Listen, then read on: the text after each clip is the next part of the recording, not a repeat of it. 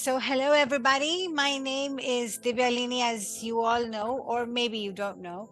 I am a quantum healer and a Reiki practitioner, a meditation teacher. And I wanted to do this series of interviews with healers in Africa, really, so that we can create awareness about alternative healing, conscious living, and health. So today I have Heather with me, and she is a Wim Hof certified level 3 Wim Hof Method Instructor. She's a mental resilience trainer, somatic yoga teacher, multi-style breathwork facilitator, nutritional health coach, women's circle facilitator, and the founder of Kisima Festival in Kenya. And as you can see, she's really qualified. She runs workshops all over the world. And I am going to let her take over now. She's going to tell you a little bit about herself and what she does. Thanks, Devialini. Appreciate you having me on here. It's a pleasure to speak to you as always. Yeah, so you're absolutely right. There's kind of, that long list of she's a chef, what does that even mean? Really, what really gives me a lot of joy is to facilitate other people's experiences and facilitate healing for others. It's interesting that, when you introduce this series, it's kind of about healers. And I would never, ever claim to be a healer myself. What I would say for myself is that I'm a facilitator of someone else's healing.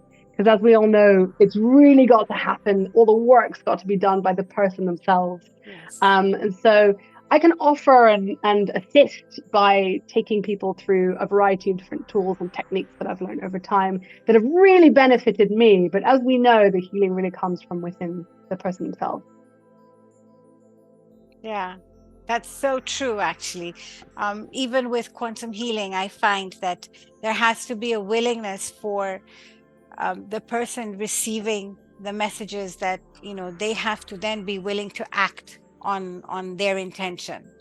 And that is what really makes the difference is it's not just the intention, but it's the action that accompanies the intention.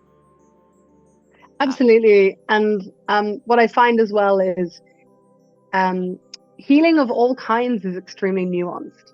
It's got to meet you at the right time and the right place. In my case, I heard about Wim Hof over and over and over again, and it just sort of kind of clicked into place eventually. But it took a lot of cosmic whispering for me to finally hear the screams. Like, okay, I'm listening. So I think it's maybe the first time someone does quantum healing with you, they get some results, but maybe it's the 20th time, because you've got to be in the right place yourself as well to receive.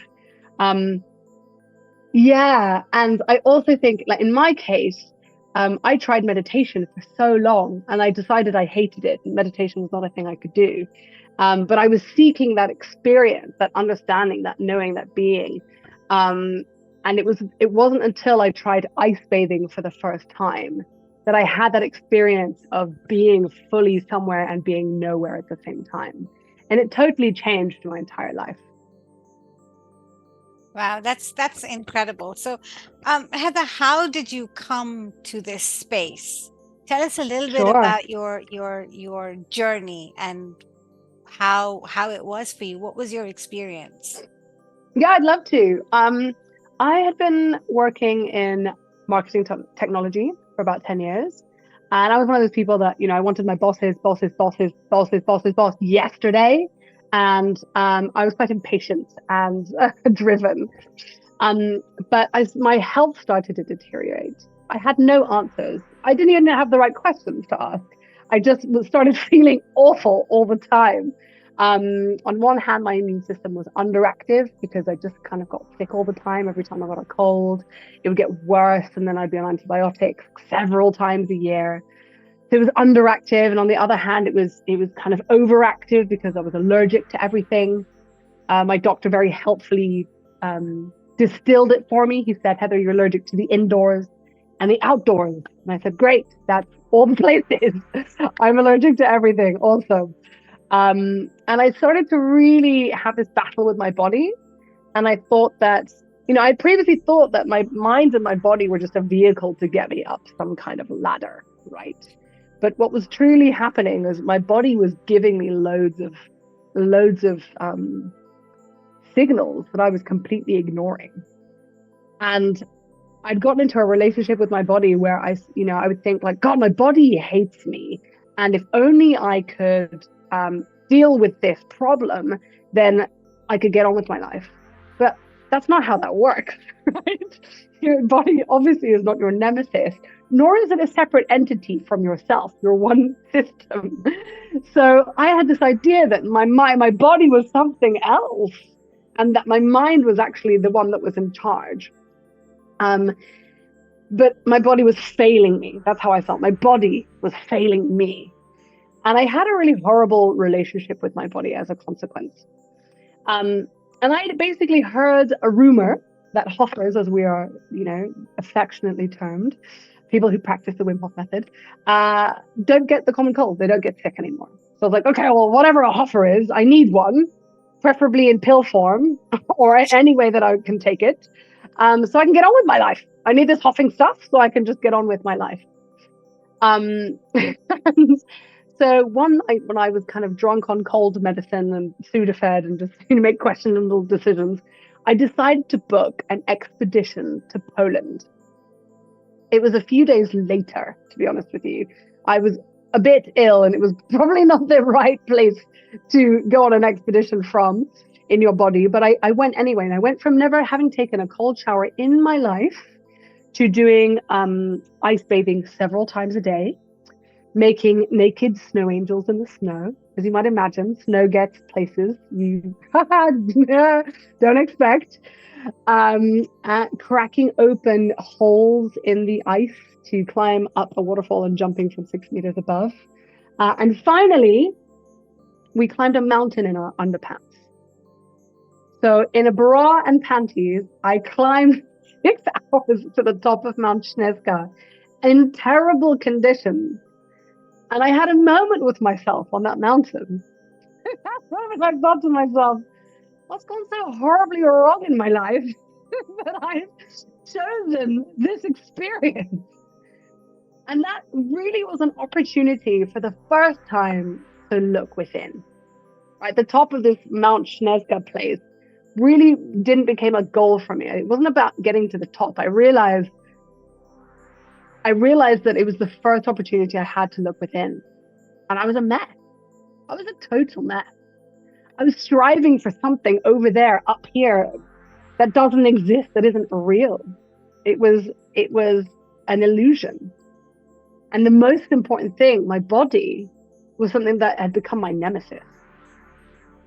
And that week really, it was 5 days up in Poland. That time really changed me, because as you might imagine, you go from kind of doing yoga twice a week and eating some salad sometimes and thinking you're healthy to going in this extreme environment where your body's really put through the paces. And my body woke up and was like, okay, Heather, what are we doing? I'm listening. What's going on here?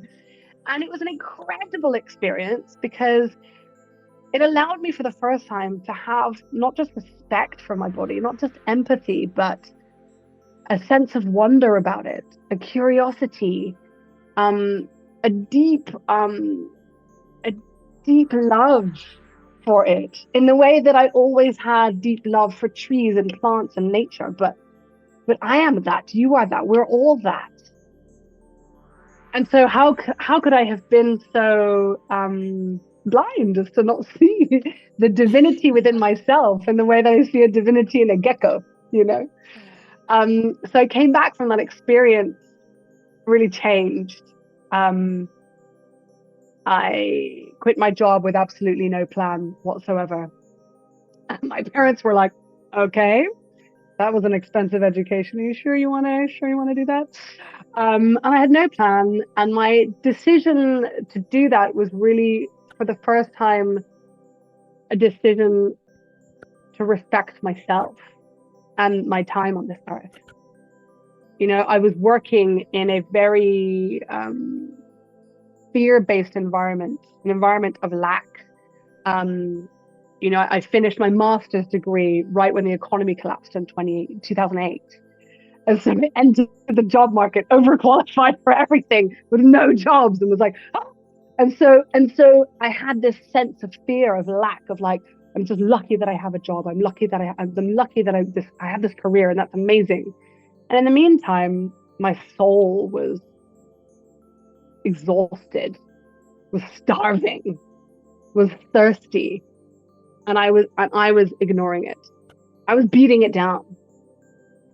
So I had the opportunity for the first time to prioritize myself, and I just went on a journey of exploration. If the Wim Hof method's amazing, great, but there's thousands of psychotechnologies out there in the world that come from a variety of different cultures that I can learn about, that I can immerse myself in, that I can have an opportunity to kind of fix the broken little wounded me, or not even fix, just start to change that dynamic. And I never had the desire to teach. I was like, this isn't for other people. I'm not a facilitator. I'm not a healer. I can't do that for other people. I'm only trying to move the needle for me. But the results were so extraordinary that, the intention that I bring with every single workshop and retreat, and even time that I spend with another human being, if they just have a question. Even someone sends me a question on WhatsApp, I always reply every single student. There's thousands of them now. But the intention that I bring with that is if we together can move the needle just one hair, one breath in the direction of you having a tiny little bit more respect for your body, then we've won. We have accomplished mountains, right? And so that's what led me to teach, is the desire to work with people, to help them find out what's magical for them. It might not be the Wim Hof method. It might not be working with me, but working with me might be part of the process to find out what it is that you want, to bring you a little closer to your body, to bring you a little closer to other people, a little closer to Mother Earth. And that's what got me into teaching. You say something very interesting about our relationship to our bodies, and I think most people have had a very toxic relationship with their bodies. And I think we're brought up in this culture where you're supposed to be a certain way, you're supposed to look a certain way, you're supposed to do things a certain way, and it's really not conducive to a healthy mind-body relationship. What would you say to people about that?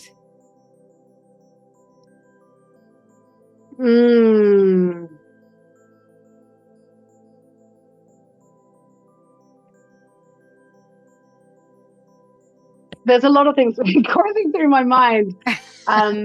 There's a practice maybe we can try, but just from my experience, just an anecdote before we do something like that is part of my epic journey to find out more about myself and my body was to go on a yoga teacher training in an ashram. And it was an amazing experience, and it started my very profound respect for yoga and its practices. But the major thing I got out of it was being in a dorm with 100 women and no mirrors for a month. I never saw my reflection for a month. I used to live in London, where like every surface is a reflection. Sitting opposite someone on a tube is a reflection. Everything is like mirrors and smoke and mirrors, literally. And I spent a month not having a clue what I looked like that day, that morning, that week. It was only about how I felt and how I was relating to the rest of the world. So one piece of advice, if you're ever experiencing toxicity in your relationship to your body, is step one, get rid of all the mirrors in your house. You might start to realize that all of the time you spent fiddling with your hair, dealing with a pimple, wondering, oh, can I wear this? I look flabby, blah, blah, blah, is gone.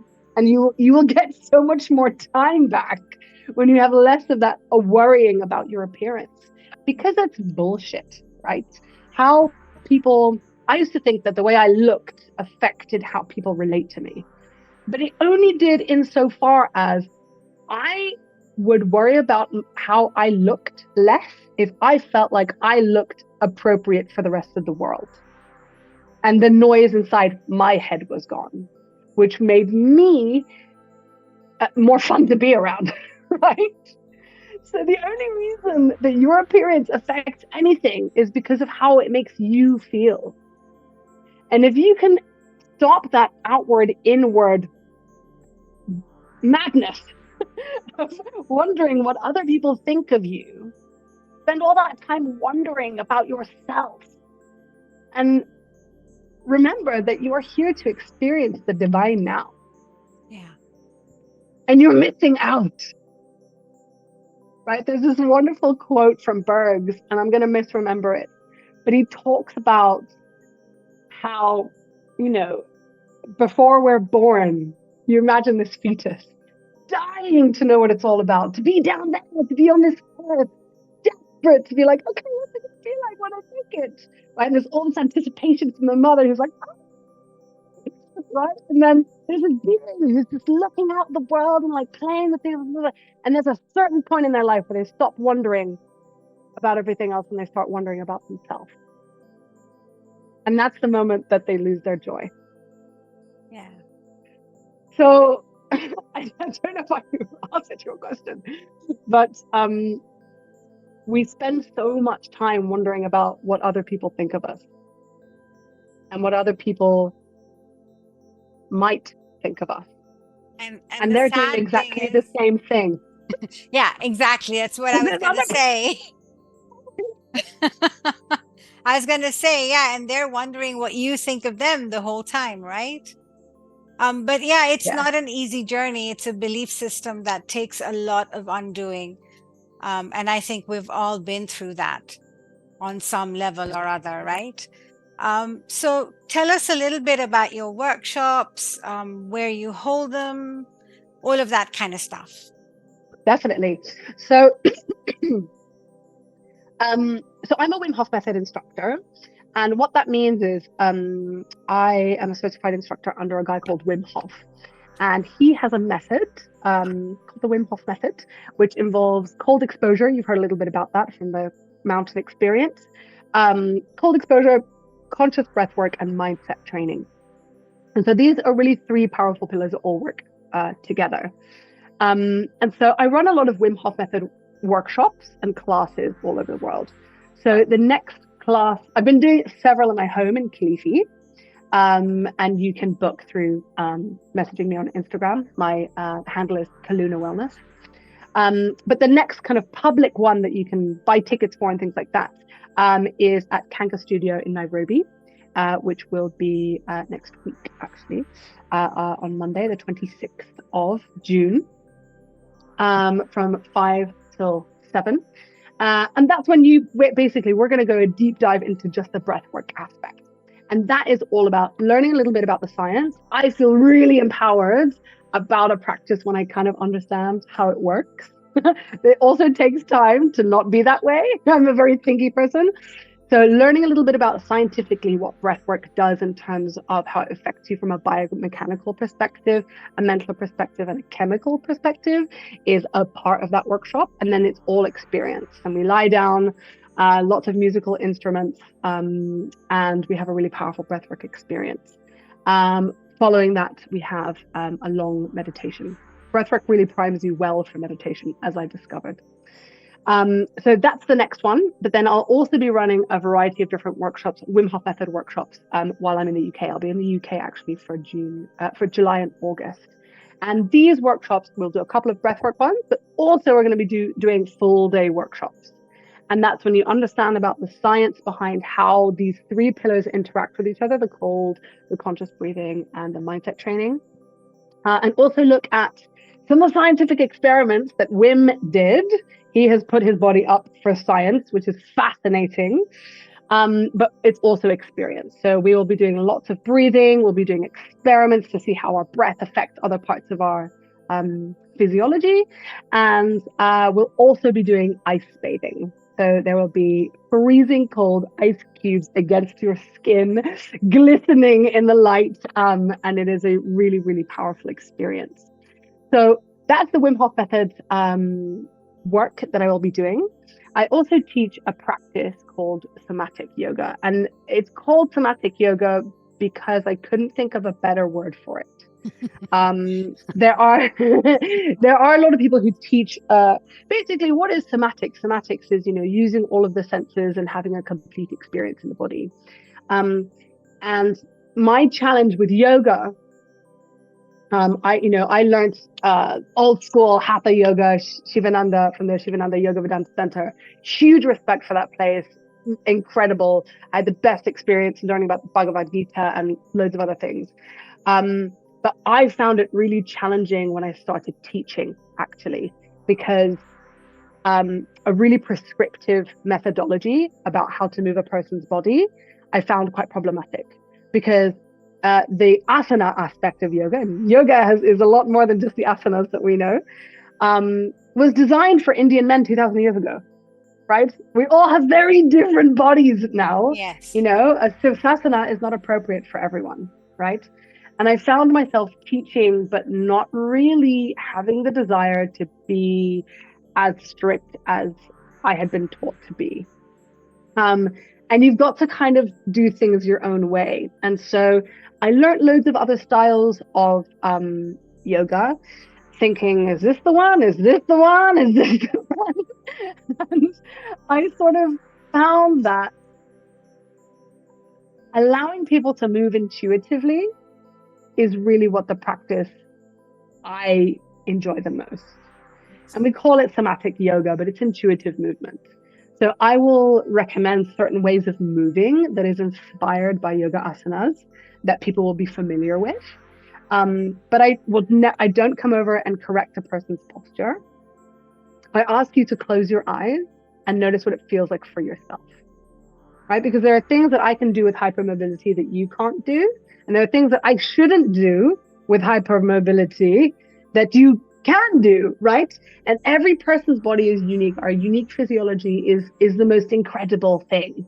So somatic yoga really is a practice of using music, using all of our senses, using meditation, to really listen and tune into the subtleties that our body is giving us. And we spend most of the time with our eyes closed, just kind of going, what does this feel like? So that's somatic yoga. Some people call it like fun. yeah, I taught it at a festival recently, and it was put in the program as rebel yoga, because when I explained it to the person who's running the festival, she said, "Oh, it sounds like yoga for rebels, people who don't like to be adjusted and told what to do." Well, that's exactly right, and that's exactly me. I don't like being told what to do. So that's somatic yoga. I teach it online, and I've been teaching it at festivals, and I teach it in studios in Kilifi.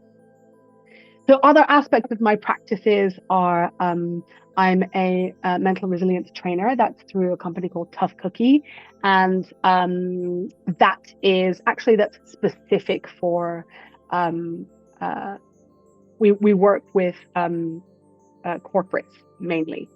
And that is a program that we work specifically on personal mental resilience.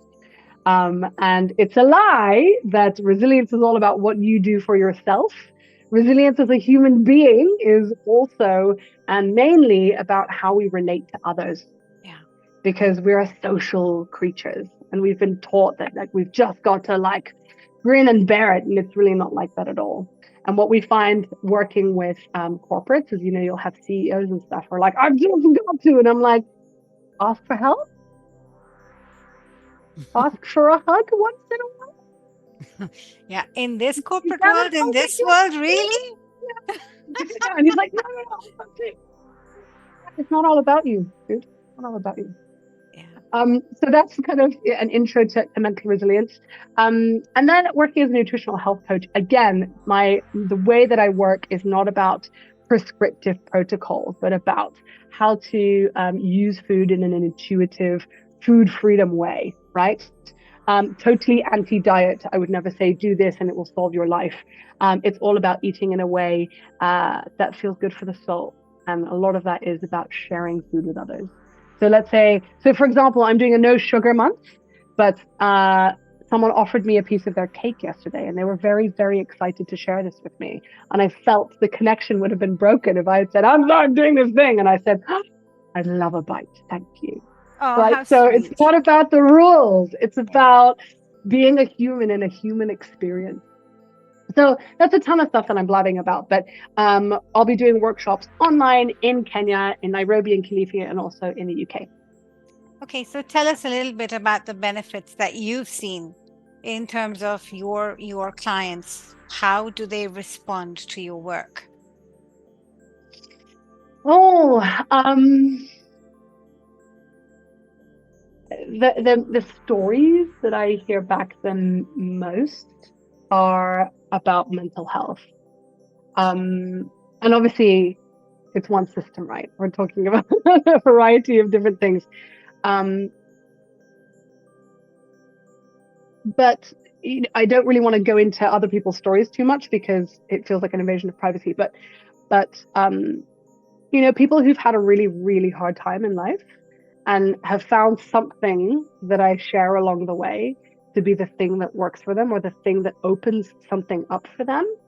Um, like there are a lot of people specifically within the Wim Hof method that I've worked with who were suicidal. And what's incredible about breath work and cold exposure, specifically for suicidal ideation and things like that, is that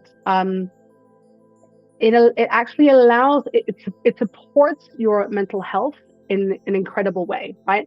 What happens in cold exposure, I'll explain to you a little bit kind of more scientifically, is what happens in cold exposure is you jump in the water, freezing cold lake, and your body goes, oh crap, you're gonna die.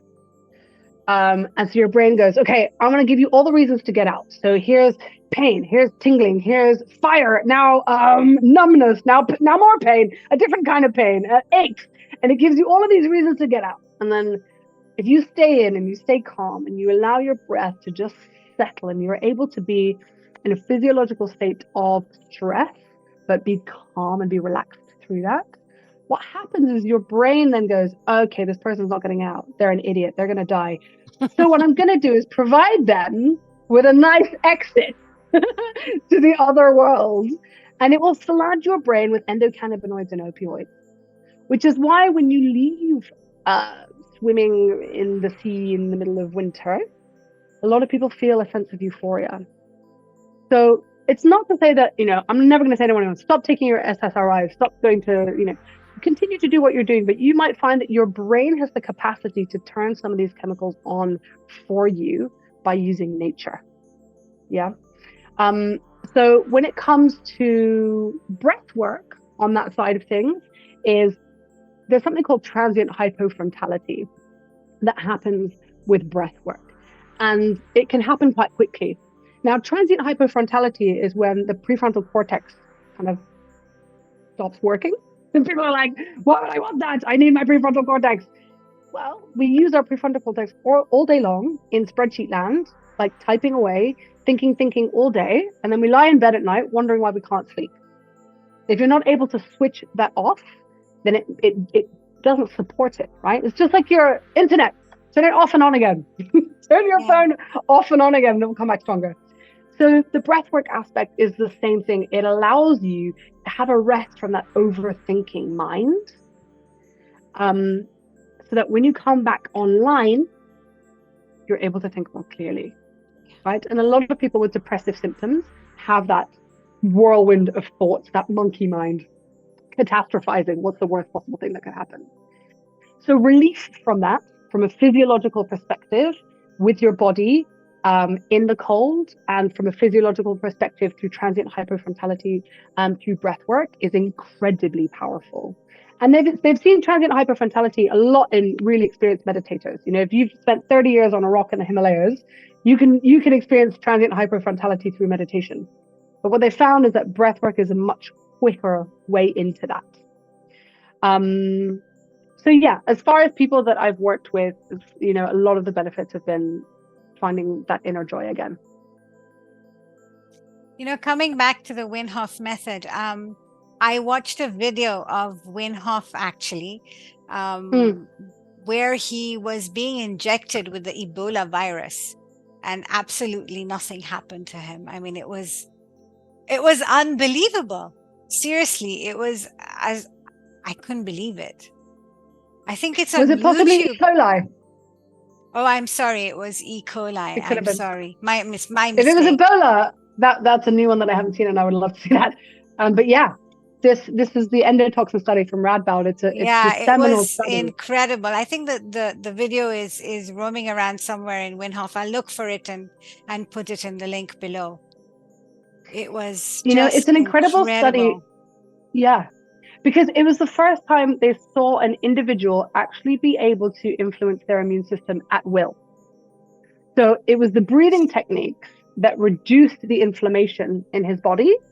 So the inflammatory response was reduced, but they still had a high amount of white blood cells, which allowed him to kick out this E. coli from his body. And it was the first time that there's this incredible video right at the end. You might have seen this part where they interview him afterwards and they say, "How do you feel?" And he's sobbing. He's like, "Ah, why do you feel so emotional?" And he says, "I was a circus freak. I was a clown." Because, he did all these incredible feats in the cold, but who wants to climb Everest in their shorts apart from this crazy guy, right? They didn't understand, well, why would anyone do that? And then he's crying because he realized, that, I'm more than just a circus freak. I'm not a clown. There's something I can You share with other received people. Validation. And then they went on and repeated the same study with 10 guys that he trained, and they all did exactly the same thing. So it's validation of him, but it's also validation of his teachings, which are that he's not special. That's what I love about Wim, is he's like, I'm a cool dude. Yeah. We're all capable of so much more than we think we are. And so it's just about harnessing that energy. There's nothing special about Wim. And he would be the first to say that. Yeah. That's what makes it so great. And you've met him? Yeah, absolutely. I trained under him. I run retreats with him, assisting for him. I also do teacher training for new instructors with him. And I have so much admiration for him, though. I mean, I've watched quite a few of his videos. He even has a free app on the breathwork. He's it's funny because he's exactly in person exactly the same as he is in all his videos. He's just that guy. And he's a sweetheart. And one of my favorite things, one of my favorite kind of memories is I was teaching with him and other instructors in Spain, and he's got a young son. He's like 64 or 5 now, but he's got a 6-year-old child, I think. And I saw that video, by the way. Yeah. Oh yeah. And in every break, he's got his child on his shoulders, and he's walking around like this. And I was like, "Oh, Wim, man." And he's like, "Yeah, I'm not Wim. I'm just a donkey. To this child, I'm a donkey. That's all I am." And so he's Wim the donkey for a week, and it's so beautiful. He's so pure. And of course, there is a multi-million-pound industry behind Wim Hof, and that's Inner Fire, but he doesn't run it, and he would be terrible at running it. He's the worst. That's down to his son. His son does all the business. Wim can just, put on a hat and be a donkey and take people up mountains. That's he's found his pure joy because he doesn't have to deal with any business anymore. Yeah. Oh, that's so awesome. So, Heather, let's talk about the Kisima Festival. How did you come up with the idea? Kisima Festival made its own entry into this world. I don't think I ever came up with the idea. I was looking for a festival like it, and I couldn't find one in East Africa. And so Kisima Festival is a transformational event, right? The premise of a transformational event, in my view, is one where there's a specific intentionality behind attendees. And that intentionality might be, I'm open, right? But it's very rarely, I'm going to get really high, really drunk and dance my head off and remove myself from the world. It's more a space to allow you to explore what it is, this wandering that you have, that we had as children. How can we ignite that wandering nature and allow you to explore? So it's a 4-day transformational event, and we don't expect transformation, but what often happens is that there is some change in people after they leave. Whether that's, I just found a closer community of people, or whether, oh, I was really awoken by something I tried, or whatever it might be. There was something in people that needle that I'm talking about, that hair connection back to the body and the self and the wandering of the universe. You get a little closer to that. So it's 4 days, and it's based on the 4 elements. So we say ignite, inspire, ground, and flow. And that gives you a little bit about an idea about the content. Ignite is really about discussions and debates, big questions around, let's say, conservation or sex or politics. Really an opportunity to go deeper in conversation. We held loads of panels. Inspire, that's kind of a play on words. Inspire is breath work, also breathing. But it's about finding inspiration. There's a lot of creativity in Kisima Festival. There is poetry and art and a variety of different things. Inspire is also an opportunity to play with the air element, which is things that are a little more esoteric in nature. Ground is all about connecting to Mother Earth. So we had a whole day that was really all about connection to the earth. So we planted 2,000 mangrove seedlings during Kisima Festival through Leaf Charity. So that's really planting is prayer with your hands, right? Giving back to Mother Earth. That's beautiful. And then flow is all the things, related to movement, moving with your body, aerials, silks, circus arts, yoga, dance, intuitive movement of all kinds. So that's kind of the content, but really the ethos behind it is you raised a really interesting point early on, which is about a toxic relationship to a person's body. I think the wellness industry has a lot to answer for ensuring that people continue to have a toxic relationship with their body. Yeah, I agree. Right. And the intention with Kisima Festival is to explore all these really exciting things that help you to get closer to your body and all that good stuff too.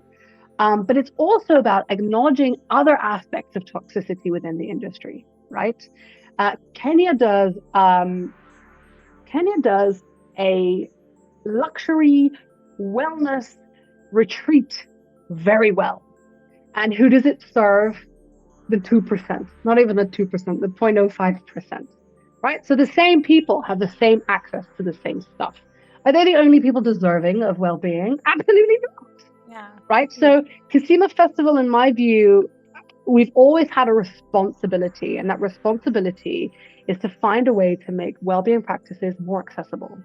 And that's very complicated and very nuanced, right? Because what does that mean?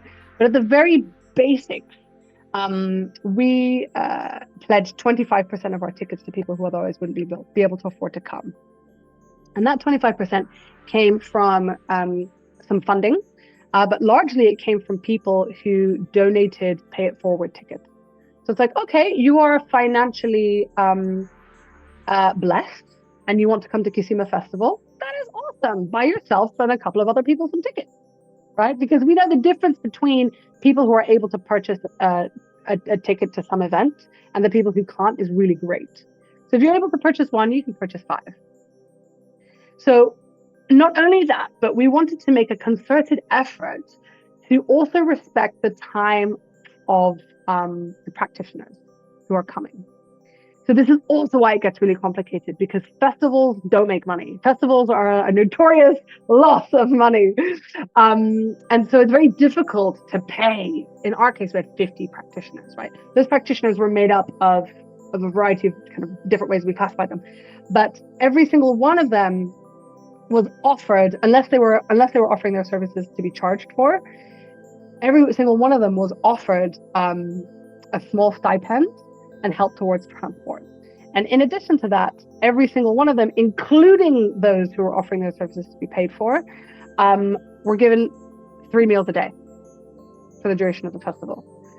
So in my view, it's still not enough, right? I want to pay well-being practitioners like us our rate card, because it's really hard out there, right? We want to serve lots of people. We want to serve the 2% because they can pay us.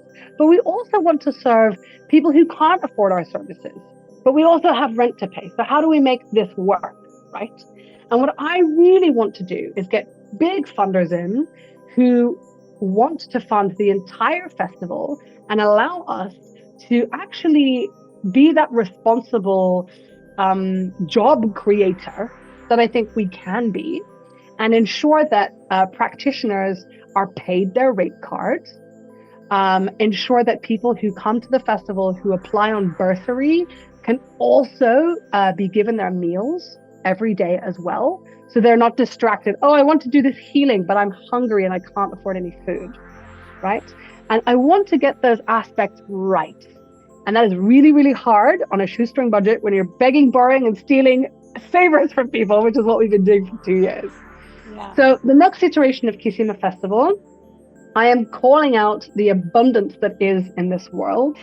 A big donor, a big partner in this festival to give us $100,000 so we can pay people well, we can create some jobs, and we can ignite, inspire, ground, and flow for everyone, not just people who can pay for it. Yeah. If you and I did not get into this business because of a business. We got into this because we love people, and people have a heart and a soul, regardless of what they can pay for that. Right. So this is my intention with this year's Kisima. So I'm calling you're putting it out there. I'm calling in the gods of.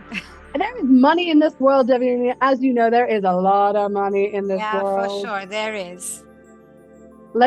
Hey, Elon, can you hear me? I said $100,000. Can you make it $1 million, and we'll do this for 10 years? Yeah.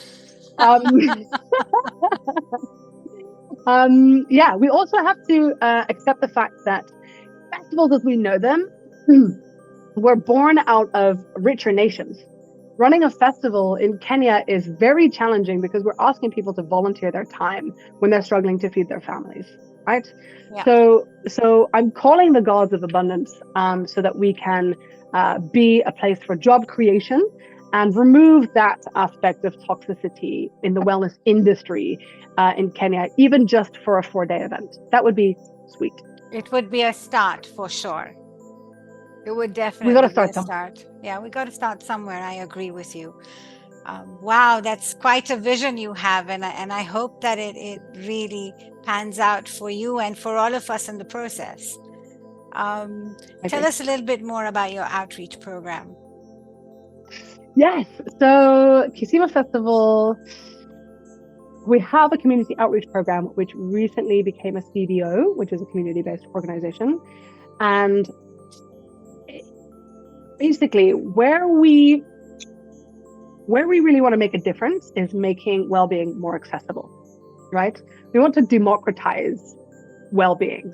We also want to demystify it, right? For a lot of people, they think, oh, that weird hippie stuff is for you over there. But actually, there's a lot of practices that are not that esoteric and not that strange and hippie over there that actually can help people support their mental health. We have a huge mental health crisis in Kenya.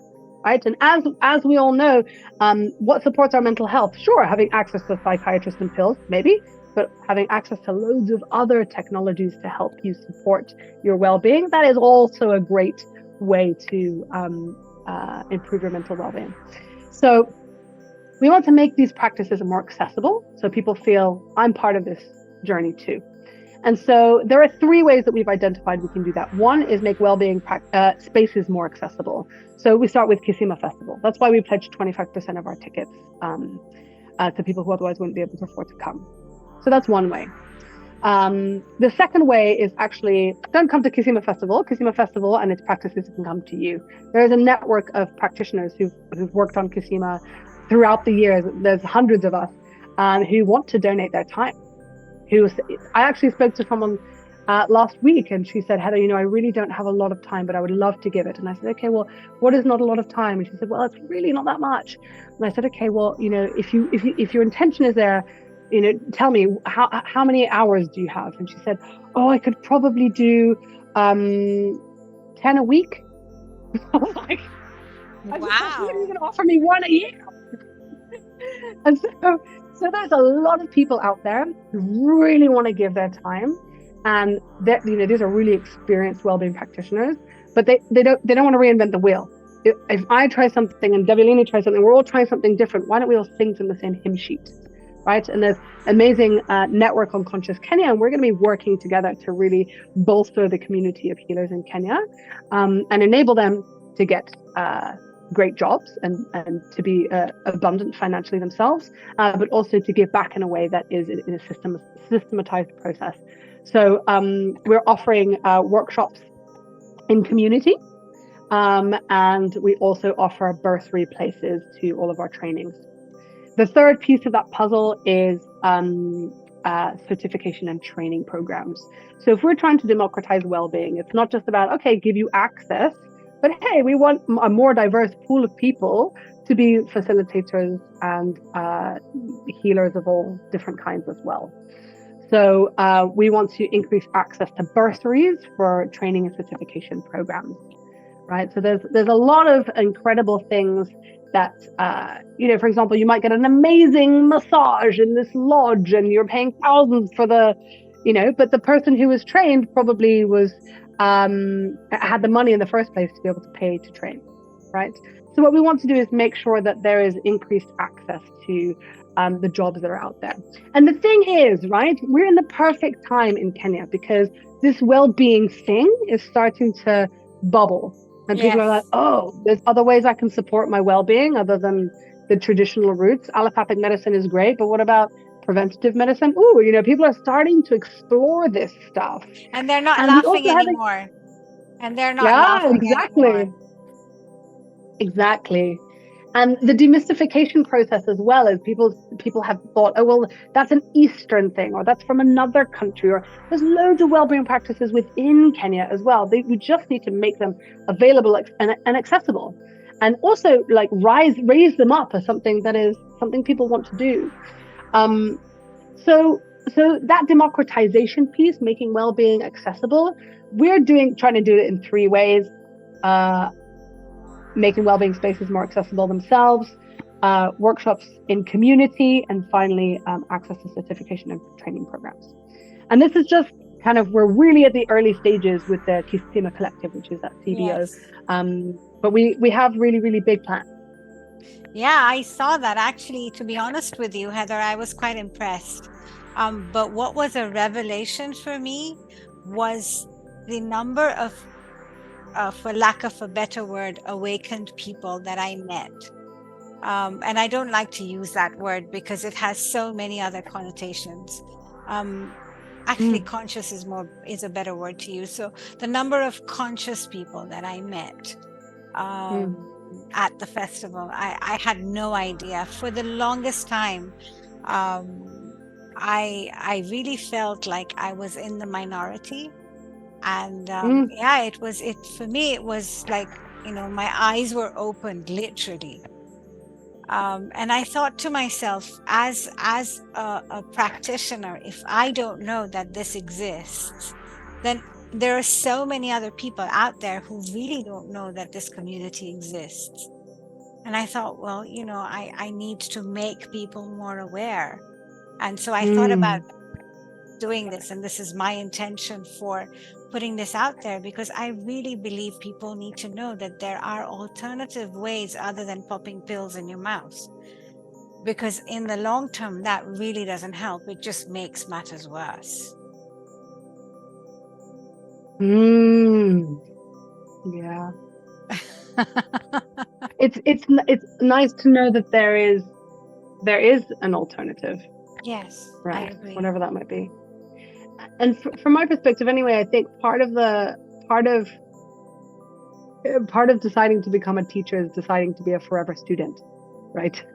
So and having the having the humility and the balls to also say you're wrong, Absolutely. and to learn from mistakes. And so anything like Kisima Festival or any retreats or offerings that we undertake also comes with an invitation to learn. Yes, I And say, agree. okay, this is what we didn't get this right. We can't get everything right. We're human. To err is human, Yeah. but we can always work to strive for better. Yeah, and none of us know everything. In a sense, we're here because we're here to learn, right? I mean, Earth is a school, as we've been told so many times. So we're here to learn. So, that's what we're doing. And with Agreed. all these different practitioners out there, we're all learning as we go along, right? Mm. And I think also that the world of the world of conscious community has gone through its ebbs and flows. Uh, the rise of it has come with its problems as well, which is, in my view, a tendency for hyper individualism, as if be the change you want to see in the world. Great, but it's not just about you. It's about, It's yeah. what about everyone and everything else? What about the soul of this river that needs to be defended? What about this child that needs to be supported through school? What about, acknowledging structural inequality and seeing if there's one thing in your habits, in your day, in your life that you can do to combat that? And also accepting where your privilege begins and ends too. And that, because my perspective and my way of being comes from my experience, and that might be gifted by a lot of privilege that someone else might not have had. And meeting another for where they're at, rather than your goals all the time. And I think that especially doing any kind of event in Kenya that has tickets, right? So any of our workshops and trainings and things like that has a price point to it. Requires us to really be extremely humble and work out what it is that we can do to make our work really more accessible. Yes. And that might mean, for me, not continuing to do the Wim Hof Method in Kenya if that doesn't work. I don't know. It's my favorite modality of everything. I do it all the time, and I extol its virtues to everyone. But maybe one day I shouldn't continue to do that because I've learned something. And we should all be open to that. We think we found the answer, we found the solution, but we should be open to being really fundamentally wrong about that too. Yeah. I agree. I mean, I think, like you said, everything is a learning experience. And you're right. We have to be open to the fact that we may have found something that has opened us up, but maybe it's done its duty and we need to move on to something else. And that's how we grow. And change is not easy. I think transformation is almost always difficult. Because it comes with so much emotion and so much letting go. And a lot of times we're not ready to let go. So it's sometimes really heart-wrenching, but when you come out the other side, it's always worth it. That dark night of the soul, I think, is the hardest thing to do. It's the hardest thing to go through for anybody. But coming out the other side is always, you come out definitely always wiser. It's hard as well to surrender to the dark night of the soul, to allow it to happen, right? No, I can cope. Oh no, oh God. I don't want to do this. I don't want to go through this. Yeah. Yeah, been there, done that. Like, life is just a series of spontaneous and changes, and so we've just got to, you never step in the same piece of river twice. So we've just got to allow change to happen, including change within ourselves. Yeah, whether we like it or absolutely. not. And you can think that you've dealt with a particular issue, and like a year later it'll pop up again, and you think, but I dealt with this already. Why is it popping up again? But it's all about the layers, right? It's really about peeling the layers of the onion And it's a lifetime of work for sure. And, I recently became a mother, not that recently, but recently-ish. And my goodness, every moment of every day is that. And I feel incredibly blessed to be able to have facilitated this journey of this being on this planet. Because the major thing for me is, if I get wound up and I'm like trying to look after him, but I've also got stuff to do, he will always demand I put my phone away and play with him. Because I don't want him to use the phone, but he sees me using the phone. So he's like, well, why can't I use the phone? That's a good point. I'm full of shit. Yeah. It's like, no, you can't have that, but mommy can. What? So it's this forever game of like, okay, my brain is telling me I need to do something. My heart is telling me I need to just play with some blocks. And where I need to be right now and who I need to be with is playing with some blocks on the floor with my baby. That's where I need to be. Nothing else matters. Blocks on this floor and this Live time in in the this place. moment. Yeah, exactly. Live in the moment. Yeah. Present moment for sure. Well, Heather, it's been lovely chatting with you. And where can people get in touch with you? So you can find me online at kalunawellness.com, CALUNA, wellness, WELLNESS. Why am I spelling the whole word? .com. You can find me on Instagram as well, Kaluna Wellness. You can also find me on the Wim Hof Method directory of teachers.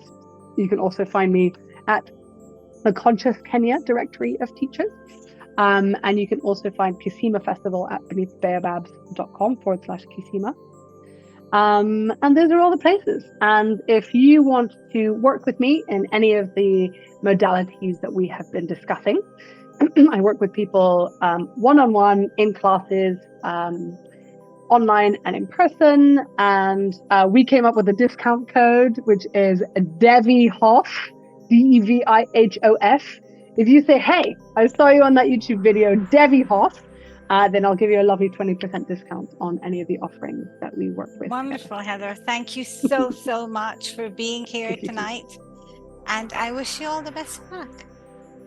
Thank you. Have a wonderful day. And I really appreciate you inviting me to do this. Take care. Thank you very much.